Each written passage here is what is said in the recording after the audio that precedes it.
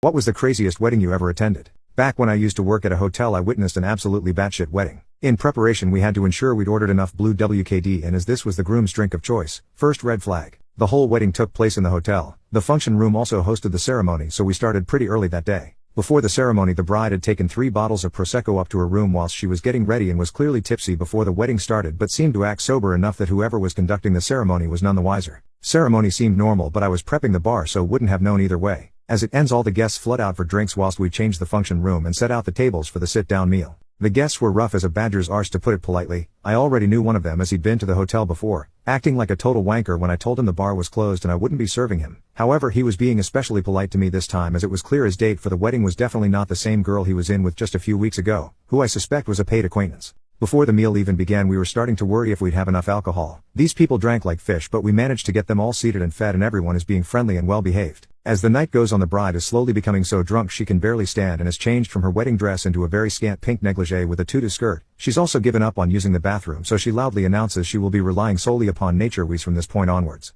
Before midnight, we are nearly totally out of spirits. The guests are ordering shots every round. I tried to deny service, but my manager was having none of it, and as the hotel was struggling, they wanted to make as much money as possible, and have shotted us out of almost everything. Blue WKDs are long gone, but the groom has a lovely blue smile at this point. After the bride finally gives up trying to shot disgusting liquors that have likely been there since the hotel was built, they head to the dance floor. The party starts winding down and it's time for the last dance, but the bride decides she'd prefer to have this with a male wedding guest, which really f's off the groom. She then loudly announces she'll be throwing an after party in their suite and everyone is invited in the hot tub. Funnily enough, the groom isn't thrilled and kicks off. Another member of staff manages to calm everyone down and convinces the DJ to play the last dance song once more before he leaves, and the groom agrees. Everyone starts packing up and the bride comes back from her room in her third outfit of the night, a nice gray-stained tracksuit. She's adamant she wants another cigarette before bed. God knows how many packs she went through that day, especially sad considering the money for the wedding came from her parents' inheritance, who both died of cancer. She can't find a lighter and becomes irate, screaming at the groom for one. Groom claims he doesn't have one, but not taking no for an answer, she rifles through his pockets and finds one.